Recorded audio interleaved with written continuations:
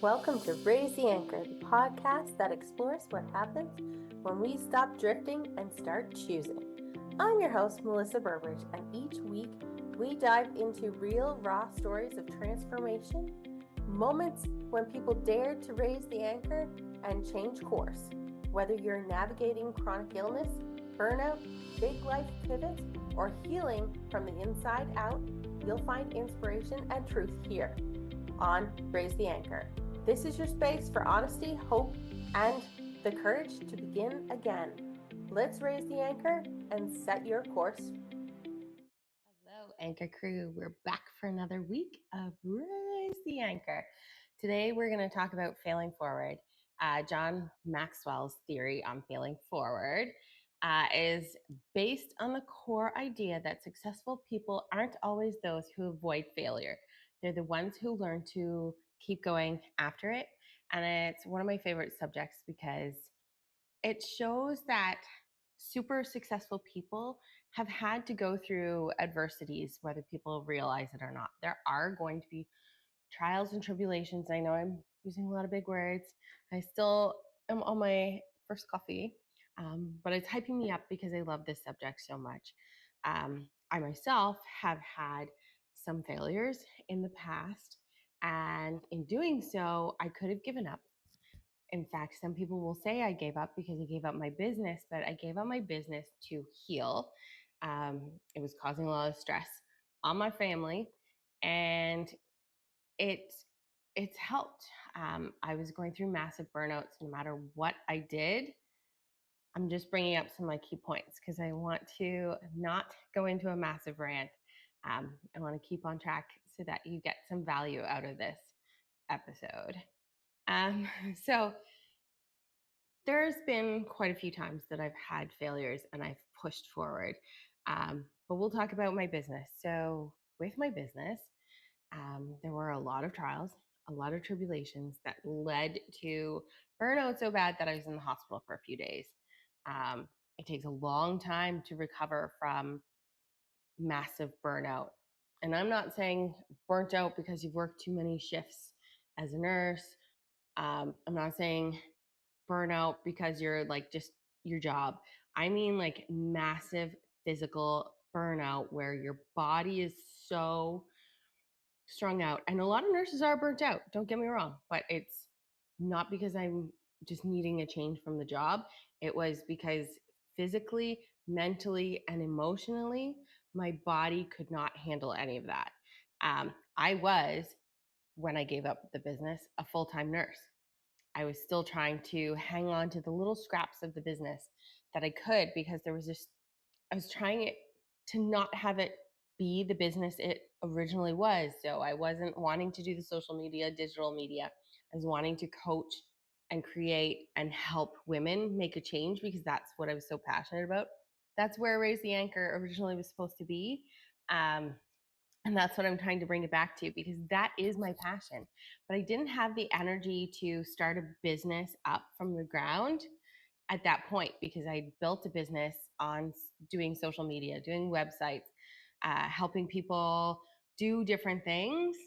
And I just kind of lost myself somewhere along the line. And I didn't feel like that was showing up for my clients as true as I could be. If I'm not passionate about the business, I'm not going to do the best job. You should always go after the person who's passionate, who lives, breathes, and dies what they're doing for you. And that's just not where I was in my business. So it was the wisest decision. I felt like a failure. I didn't want to talk about it for a long time. It actually kind of made me doubt myself. I needed to build that confidence back.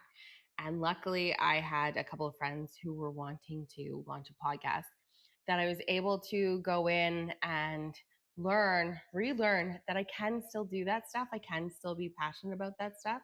I just needed the time and break away from everything to be able to do that. Because I can tell you when I was coaching them, I had zero confidence. um, I know my stuff. I had helped other people launch podcasts, but I just didn't have confidence. And it took time, and I'm so forever grateful for those ladies who gave me back that piece of confidence that I am here to coach, I am here to mentor. I do it every day in my current job as a nurse manager. That is what I'm here to do. And that is what I want to hopefully instill in you guys as we go on this road. Because Raise the Anchor is here to stay. Raise the Anchor is going to morph more and more into other areas. I have a Healing My Way Forward on Instagram. That is my Instagram handle. Um, I'm going to be doing a retreat next year. If you follow along, you can follow on either of those platforms on YouTube. I have a weekly email that goes out, and that's where all of these details, because I am committed to helping other people raise, raise those anchors, raise, get rid of the stuff that you no longer need. So I love John Maxwell's Failing Forward, and I'm going to keep on track. So that's my story. Is I gave up my business and I felt like a failure. And now I have taken an extensive amount of time off from business, and I just put myself into work, slowly worked on myself, built that relationship back with my kids that I felt I was missing when I was working full time and trying to still run a full time business. So those are things that I've slowly brought back and made me realize that I wasn't a failure.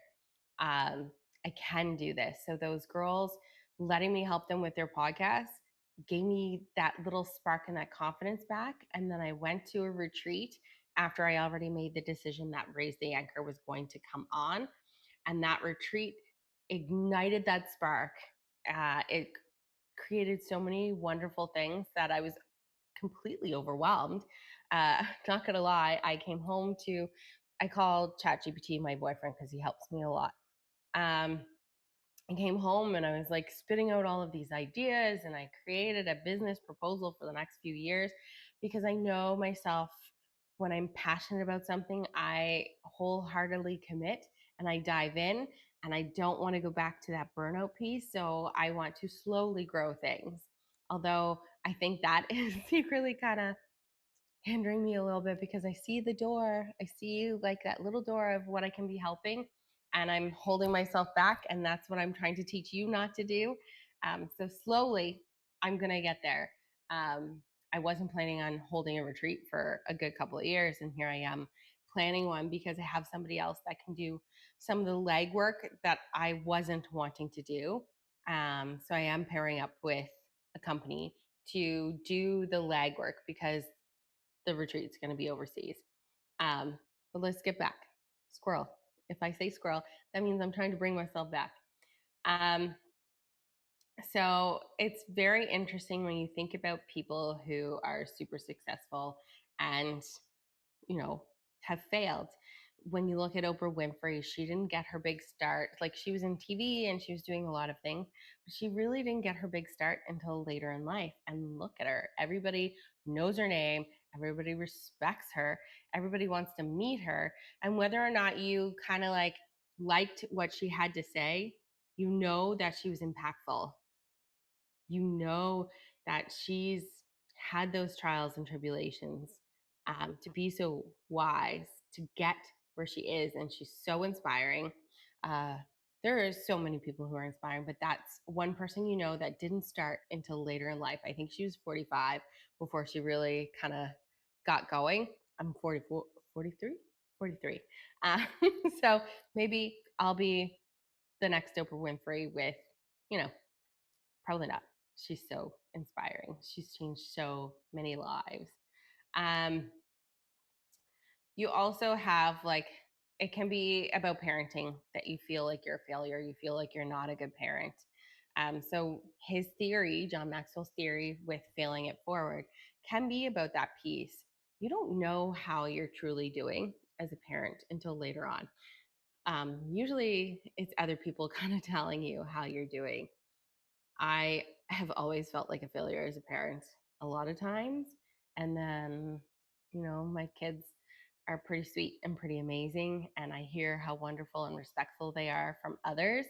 And my son's gotten a few awards for his sincerity, for his caregiving aspect. And then you know, like you've done something right with them, or else they wouldn't be that way.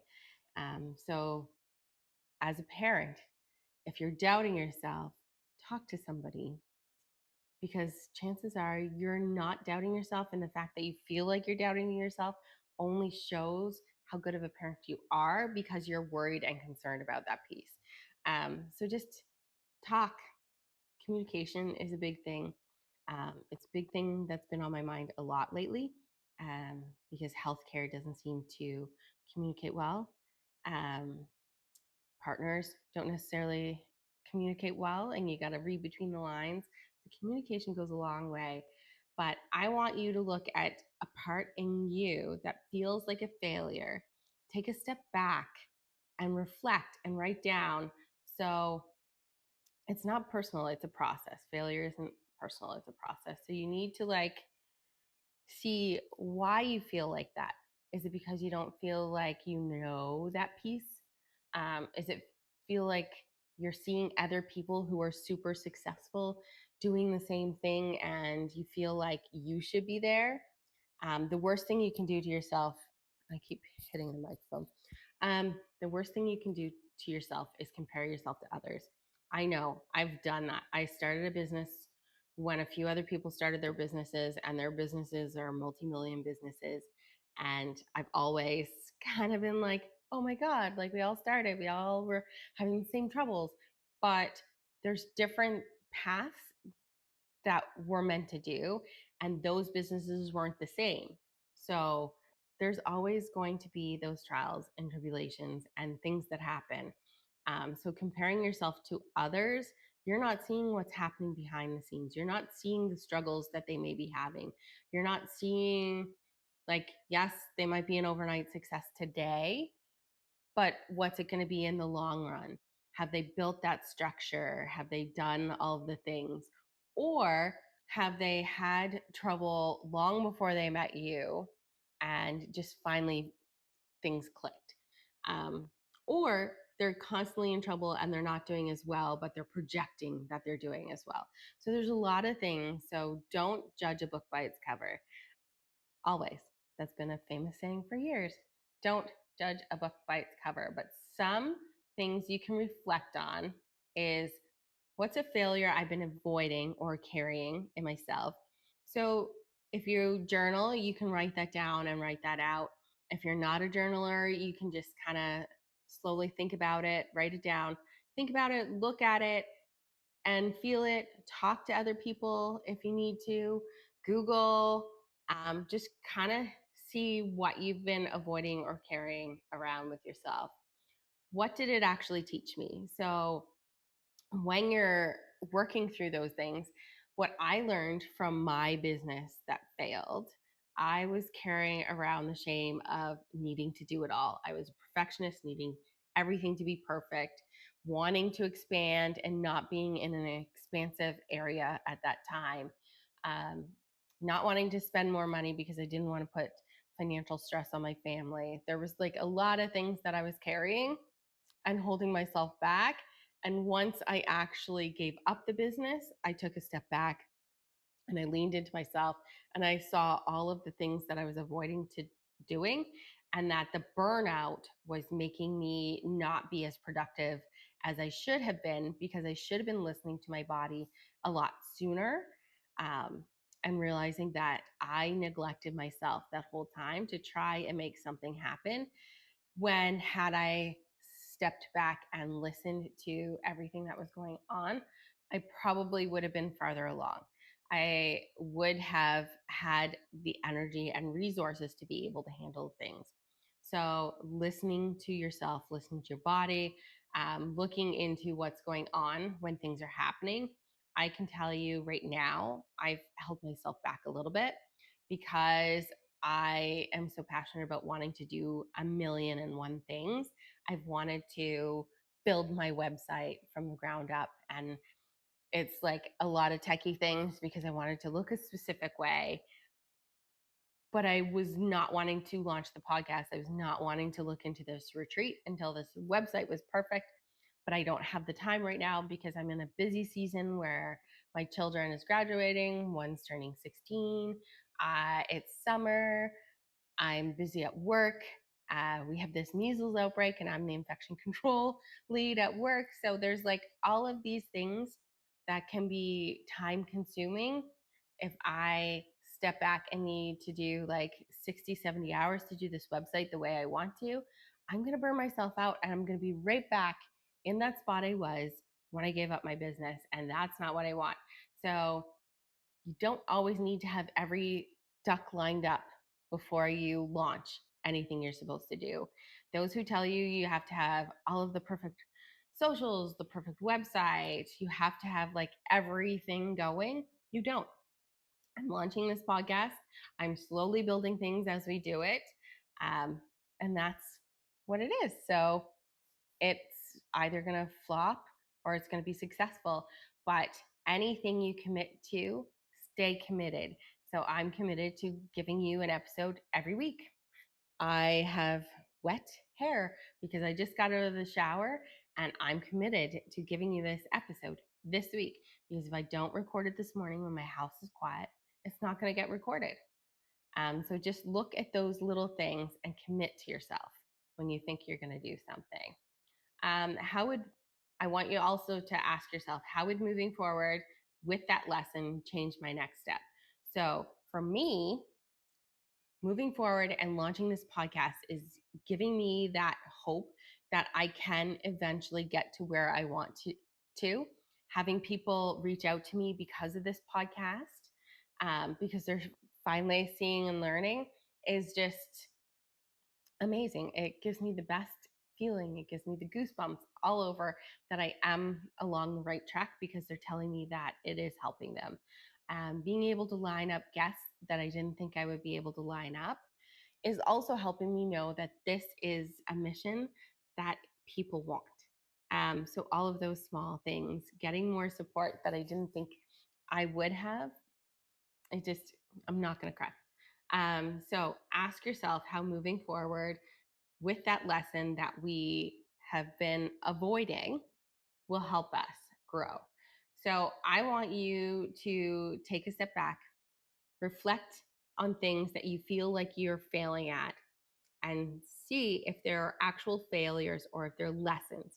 So that is something else. I love John Maxwell. He's an amazing speaker, and I love his theory of failing forward. But I also like saying that it's not failures, it's a lesson that you've needed to learn to move forward. So you're never failing, you're always learning. So that's a little spin you can put on the failing forward. So the theory and the method are amazing, but try and take the failure word out so that psychologically, and I know I've lost a lot of people by saying that, psychologically, it can help you overcome it as well. So when you think that you're failing, think that you're learning a lesson for a reason, and that lesson is going to help you if you lean into it, move forward. If you don't lean into it, you can consider it a lesson learned in not going forward. So yeah, that is this week's episode. I hope it was very helpful. If there's a subject that you want me to talk about that you feel that I can help with, feel free to DM me on Healing My Way Forward on Instagram. I'm on TikTok. I'm on YouTube as Raise the Anchor. I'm also on Instagram and TikTok as Raise the Anchor. I'm an open book. Sometimes a little too much, my husband would tell you. So feel free to reach out. And here's to smooth sailing. Here's to a good week.